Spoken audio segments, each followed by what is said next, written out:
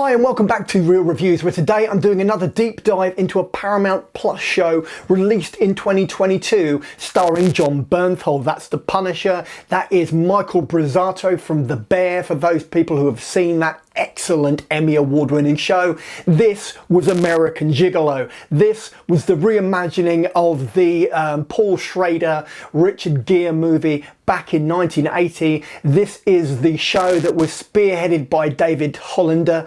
For the unfamiliar people who don't know the name, this is the guy behind Ray Donovan, amongst other things. So let's dive into this underappreciated Paramount Plus Showtime production, which hit the airwaves in 2022, and for some reason only known to God above, has only got a 37% rating on RT. So the thing about the reimagining of this American Gigolo mythology is that Jon Bernthal really does take this character of Julian Kaye by the scruff of the neck and sort of really become psychologically immersed in the character.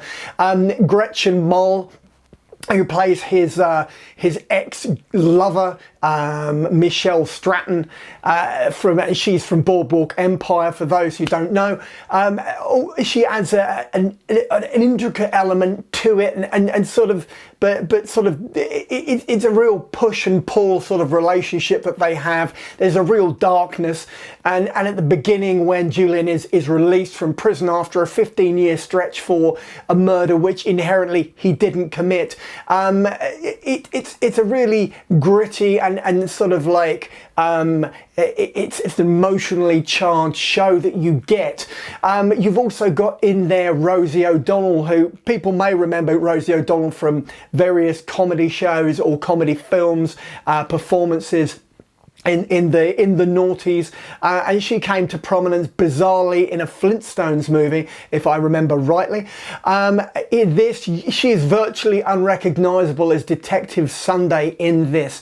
There's the grey hair is cropped short, there are big thick glasses hiding the facial features, and it's a really stripped down and restricted performance from her, and it very much, it really makes this show come alive from my perspective, in terms of the dynamic between Julian and Detective Sunday. It adds an intricate level. What you've also got, you've got elements of his backstory and history, which are delved into in more detail, and this really is, it feels like a thriller, it feels like a murder mystery. It's sort of it's a PI come sort of rites of passage, come sort of like, I think some sort of character deep dive, if you were, and for some people that may be not what they were expecting. So let's dive into exactly what else is about American Gigolo, which really makes it a worthwhile revisit, why this show really deserves more attention. So as I said in the last segment, people may find this a little bit slow. It is very dark. It's not particularly mainstream in its sort of pitch, in its approach, and it really is a character-driven piece with Jon Bernthal at its centre as this retired gigolo, this guy who has had choices in his life and just taken the wrong turn at not every conceivable moment, but there are regrets there, and it's the nuance and it's the layers within his performance which really bring this to life. You've got this sort of like, you've got this sort of like Americana sort of backdrop where you've got the very rich, and you have the powerful and the corporate, and you've got those people who are trying to claw their way up from the underclasses by any means necessary, and using every talent they have at their disposal to do so. There is also the inherent crime and corruption which is built into the story, and these flashbacks to a younger Julian who is sort of coerced in a gentle yet persuasive way into this life of pleasing women and finding some sort of validation is a great examination in terms of the male, sort of the the male persona as a whole, and also the male psyche, and that idea of how men are perceived in society. There's a lot going on here, and a lot of it got missed on general release, and this is the issue I have, and this is why it really does need to be returned to. It really needs to be looked at. Right, I'm going to dive into my rating. Let's get to that.